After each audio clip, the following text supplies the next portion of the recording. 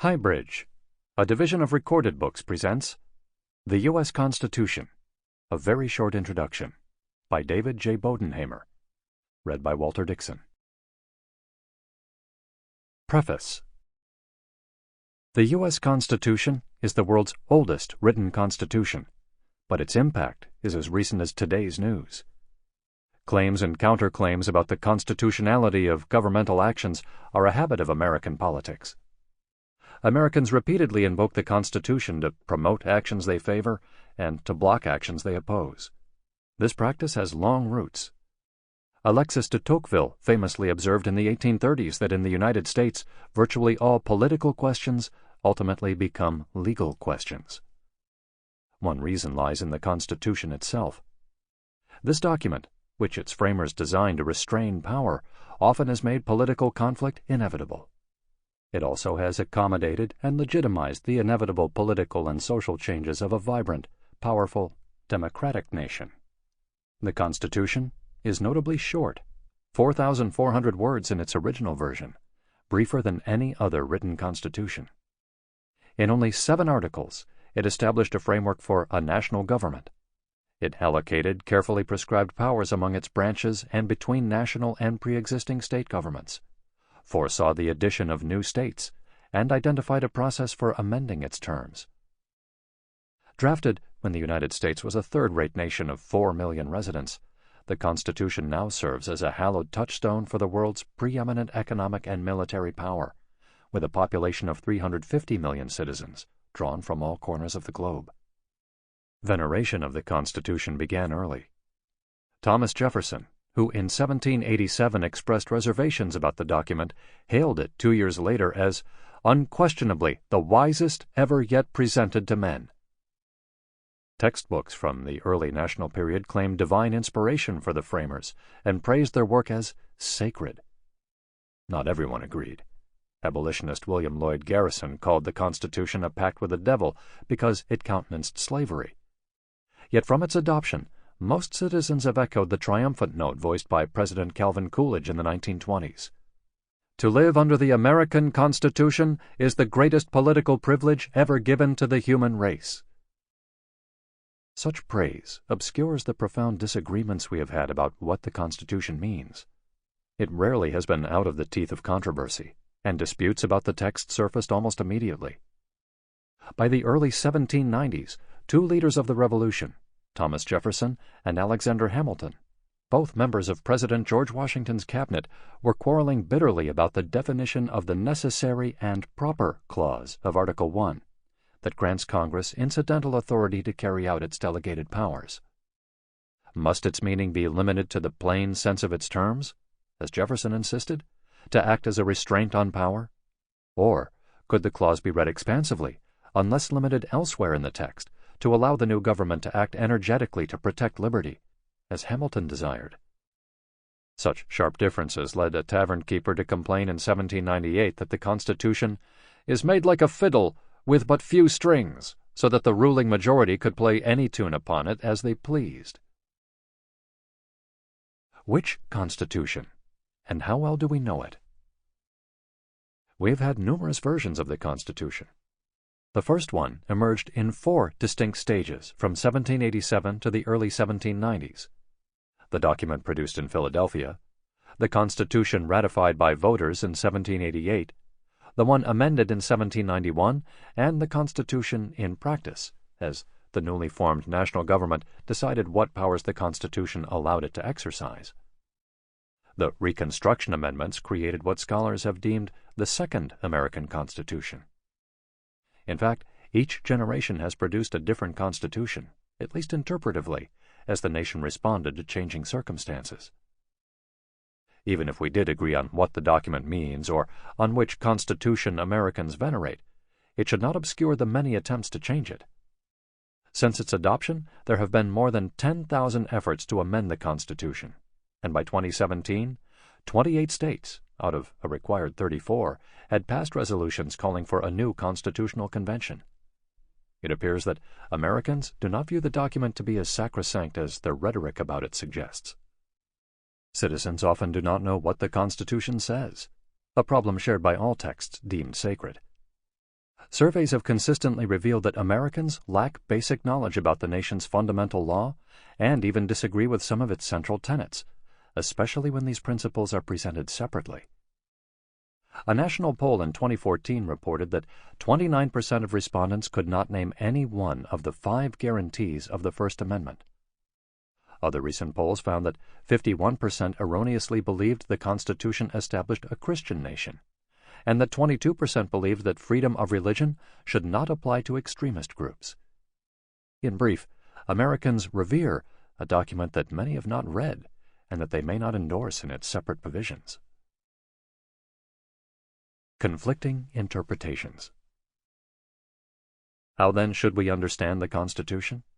The U.S. Supreme Court asserts that we must accept its interpretation. A 1958 Little Rock desegregation case unanimously declared that its decisions were the supreme law of the land. Yet this demand at times seems more rhetorical than real. Efforts to blunt or evade civil rights decisions, mostly in southern states, were common in the 1950s and 1960s. Campaigns to repeal or restrict Roe v. Wade, 1972, the landmark case that affirmed a woman's right to abortion, are continuous. More recently, perceived threats to religious liberty have brought similar challenges, with a presidential candidate in 2016 vowing that the Supreme Court isn't the supreme being.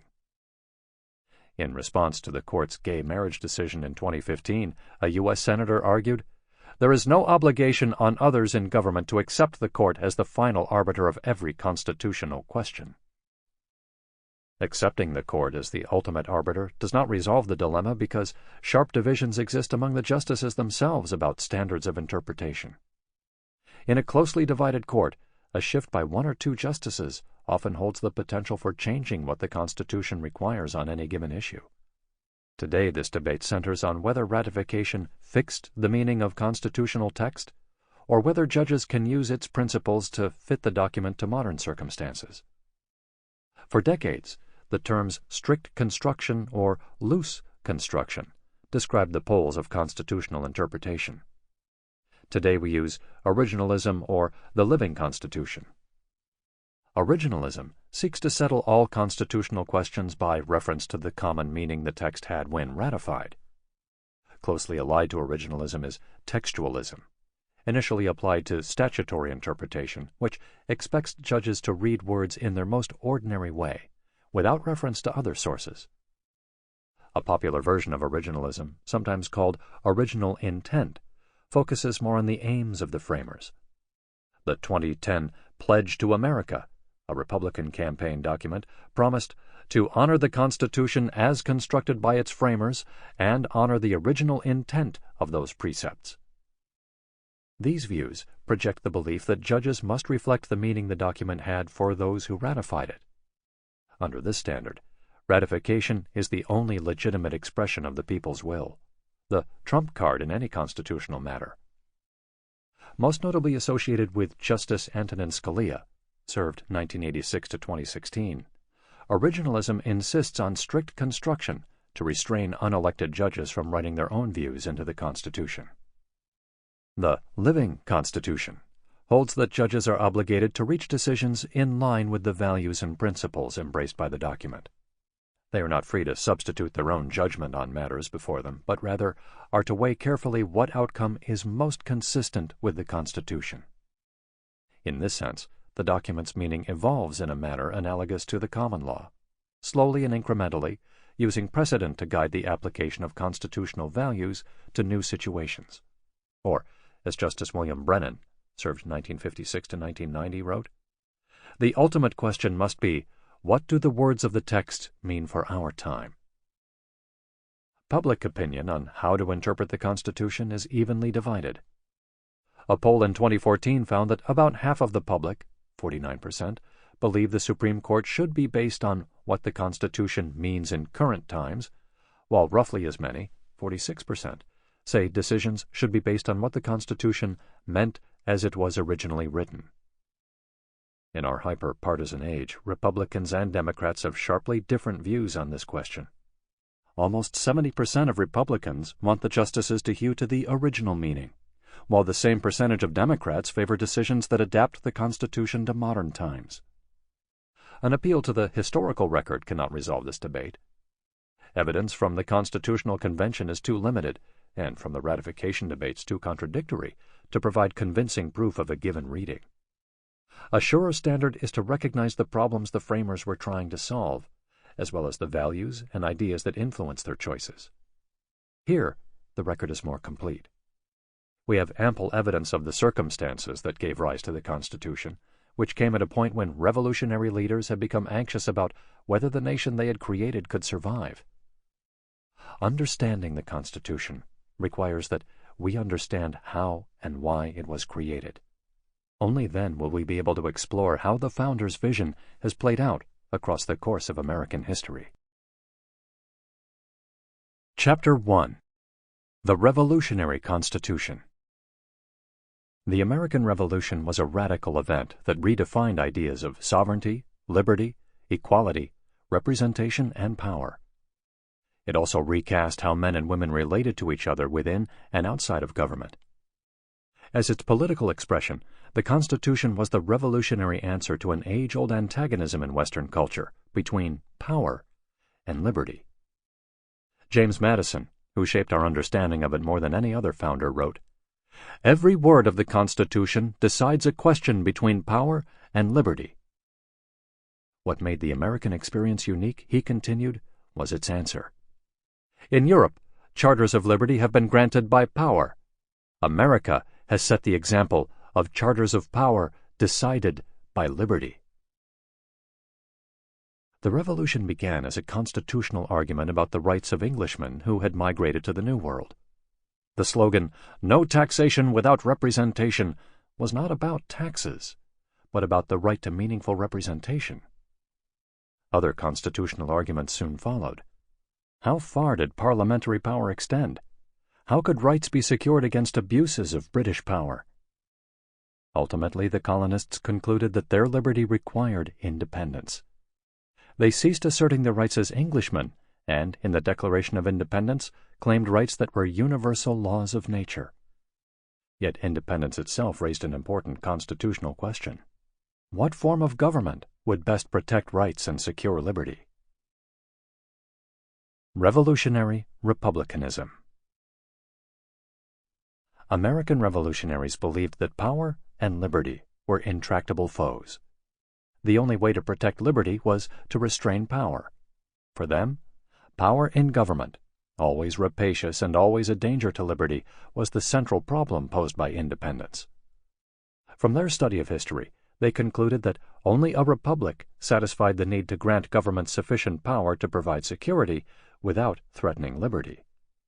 From the Latin res publica, or public affairs, a republic acted in the people's interests because it rested firmly on popular consent, which, as 17th-century English political theorist John Locke had argued, was the proper basis for government. Popular consent limited the power government could exercise. Republics made men citizens capable of self-government rather than subjects to be governed. The difference between subjects and citizens was immense, noted David Ramsey, a South Carolina physician and historian. Subjects look up to a master, but citizens are so far equal that none have hereditary rights superior to others. In a world in which class and status were birthrights, this belief in the equality of citizens was radical. By overthrowing monarchy and establishing republics, an ideal if elusive form of self-government, Americans would redeem Thomas Paine's boast that they had the power to begin the world over again. Republics would foster a radical experiment in liberty by empowering citizens and restraining the reach of government. History provided examples of successful republics in ancient Greece and Rome, but it also had revealed them to be fragile. This form of government required much of its citizens, who had a duty to pursue the public good instead of their own self-interest. They also had to choose wise men to govern them. Above all, Republican citizens must remain united in the face of monarchies that would seek their destruction. The need for unity meant that republics could exist only in geographically small and socially homogeneous areas, certainly nothing larger than the new states. Such requirements were challenging. Americans not only lived in one of the most diverse societies the world had known, but also they understood that people were naturally self-interested. Yet if republics demanded much from individuals, they promised greater liberty. This prize persuaded Americans to undertake their quest to reinvent government. If successful, the revolutionaries believed that a new citizenry would emerge, one filled with public virtue and capable of defending the rights of men. Limited government, popular consent, public virtue, and political equality characterized a republic. They were not a roadmap for forming one. The need, as the Continental Congress directed, was for the 13 colonies to organize themselves into states based on the authority of the people. Within days after declaring independence, state legislatures transformed colonial governments into republican ones through the adoption of written constitutions that prescribed what powers the government could exercise. This innovation became central to American constitutionalism. It was a radical step because constitutions traditionally followed the practices of government rather than restrained them. The British Constitution, for instance, had no fixed form. It vested sovereignty in Parliament and incorporated its acts, along with ancient laws such as Magna Carta, into an organic or dynamic constitution. A written constitution restricted what government could do. State constitutions limited power in a variety of ways. They rejected the British theory of mixed government in favor of separation of powers.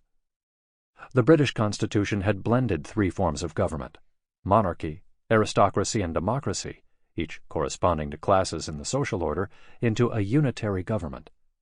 The revolutionaries instead divided the functions of government, executive, legislative, and judicial, into branches without reference to social constituencies. The constitutions vested primary authority in the lower house of the legislature, the one closest to the people, and sharply restrained executive power. Finally, they included a listing of individual rights, including newly discovered ones that government could not abridge. Despite the initial success of state-making, a significant constitutional problem remained. Republics relied on popular consent, yet the new state charters were creations of legislatures that had been colonial one day and independent the next. How had the people given consent? This question became increasingly important because the Revolution advanced a new conception of sovereignty: popular sovereignty.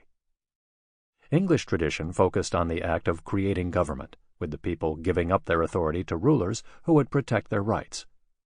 The revolutionaries embraced the radical idea that people retained ultimate authority and gave government limited power for defined purposes.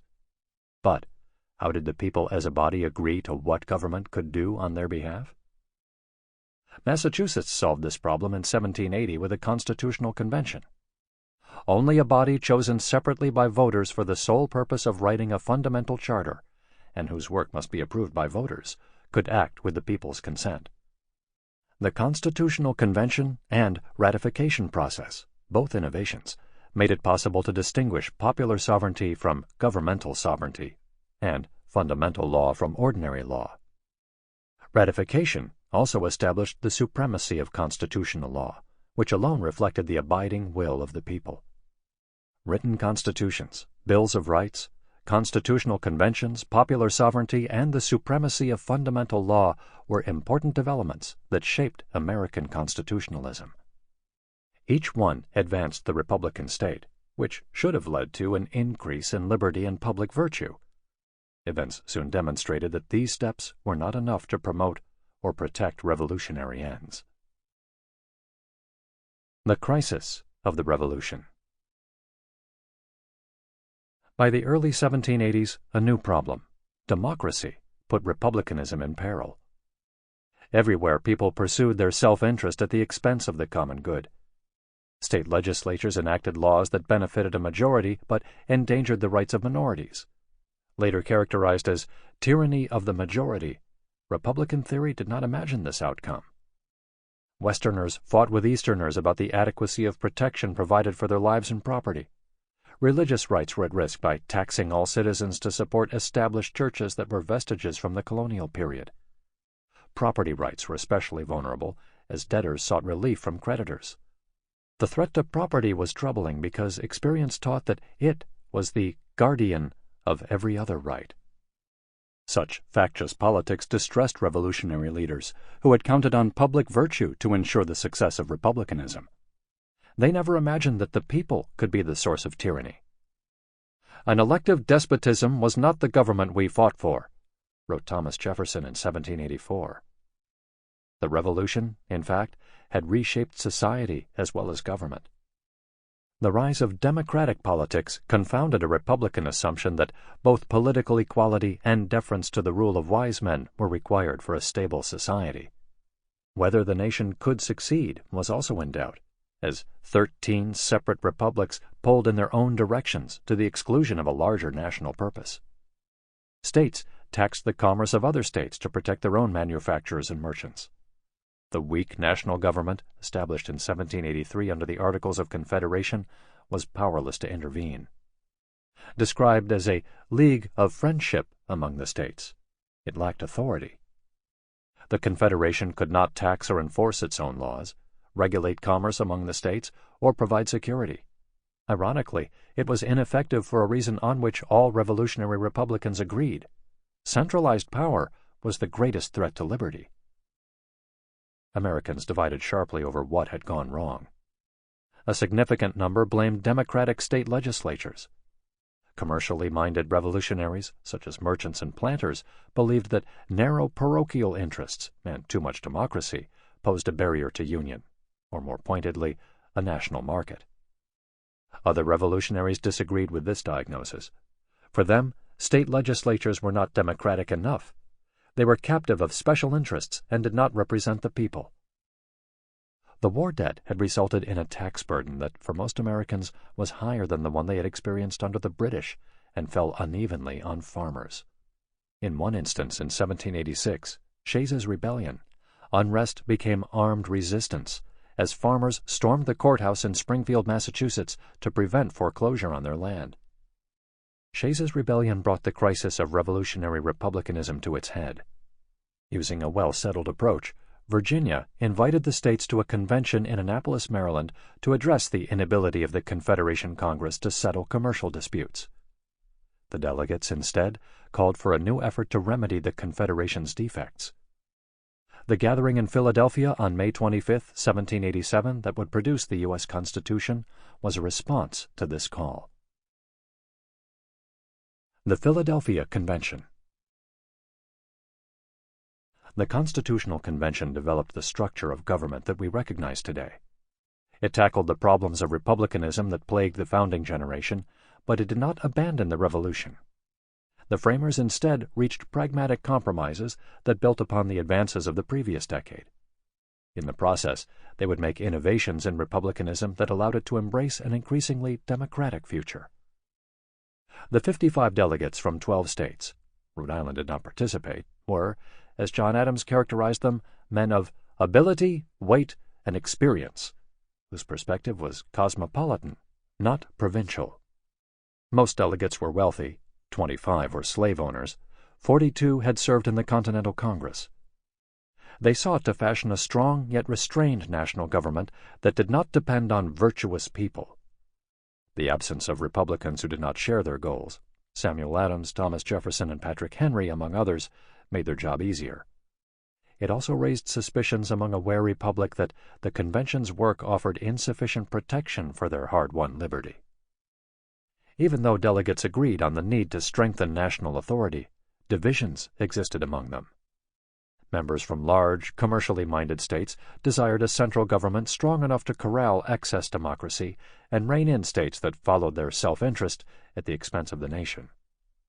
They also wanted an active government to foster a national market and promote commerce and manufacturing. Delegates from smaller agricultural states worried more about the potential of centralized power to threaten liberty. Slavery was another fault line. Southerners feared the danger that a strong central government posed for their property rights in slave labor. These differences meant that any agreements necessarily would involve compromise. The delegates wrestled over questions of power and structure. How could they create a central government capable of addressing the nation's ills without weakening states, the governments most trusted by citizens, or without making national authority dependent on states, the plague of the Articles of Confederation? How would they allocate power to avoid an overweening legislature or a too strong executive? Could they create an energetic government without jeopardizing the rights of citizens? Could they remain true to Republican principles? James Madison, who kept the most complete record of the proceedings, provided intellectual leadership. To address the problems of republicanism, he proposed a strong national government with representation based on population. It could veto state legislation as well as tax and enforce its own laws directly. To prevent the abuse of power, authority would be divided and balanced among branches of the government. Embodied in the Virginia Plan, or Large State Plan, it was a bold vision with majority support, 7-1 from the voting states. Yet many details were uncertain, and every question about form raised a concern about power. The longer the debate continued, the greater the unease among delegates from smaller states. They worried that proportional representation would lead to a tyranny of large states over small ones. They also were not convinced that a national government could be Republican. Their solution was the New Jersey Plan, which sought only to revise the Articles of Confederation, thereby maintaining state sovereignty. It made several concessions, notably allowing the national government to tax citizens directly and accepting the supremacy of national law. Yet, small state advocates were not willing to consign the states to a meaningless role. What entity besides Republican states could represent the interests of the people and protect their liberty? The New Jersey Plan failed, 7-3, but the small states remained firm in their opposition to the Virginia Plan. A long stalemate followed. The choices were too stark. The Union was to be either a sovereign national government or a federation of sovereign state governments. Rufus King of Massachusetts suggested a way out of the dilemma. Why, he asked, did sovereignty have to reside in one government? What if it were divided between governments? This solution was possible because popular sovereignty allowed the people to assign governmental power in whatever manner they chose. King's question was catalytic, and the delegates quickly sought to reconcile the two plans. They settled on divided sovereignty, or federalism, a term increasingly defined as a system of shared power rather than a federation of sovereign states. The phrase national government in the Virginia Plan became simply the government of the United States, a symbolically important shift. The New Jersey Plan's requirement that state courts enforce national law was more suited to the new meaning of federalism than was the Virginia Plan's proposal for a national veto of state law, especially when linked to a provision that made national law and treaty obligations supreme. In the Great, or Connecticut, Compromise, one house of the Congress of the United States, the House of Representatives, would be proportioned by population and directly elected by districts, while the Senate would represent the states equally, with each state allotted 2 senators chosen by popularly elected state legislatures. The 17th Amendment, passed in 1913, provided for direct election of senators. Significantly, Congress no longer rested on the consent of the states, as it had under the Articles. It now reflected the people's will directly and could be trusted with the authority belonging to a national government, especially the power to tax and regulate commerce. This compromise, however, raised another issue: how to count slaves. Slaves were valuable property, and Southerners feared that excluding them from the basis for representation would allow the more populous northern states to tax them. Northerners wanted to restrict representation to free people only. The 3/5 Compromise provided an answer, with 3 slaves counted as the equivalent of 5 white persons, for purposes of representation in the lower house and for taxation. Another compromise forbade taxes on exports, a desire of northern states, and limited any import duties on slaves, as well as barred interference with the slave trade for 20 years after ratification. Anti-slavery advocates in the mid-19th century condemned these compromises, but they were neither explicit endorsements of racial hierarchy nor forerunners of a militant pro-slavery ideology. They were instead an answer to the convention's continuing struggle to define important governmental functions, especially to protect rights in property, and to distribute and balance power fairly. Nonetheless, it was clear that blacks, at best, existed only on the margins of this new Republican order. Sample complete. Ready to continue?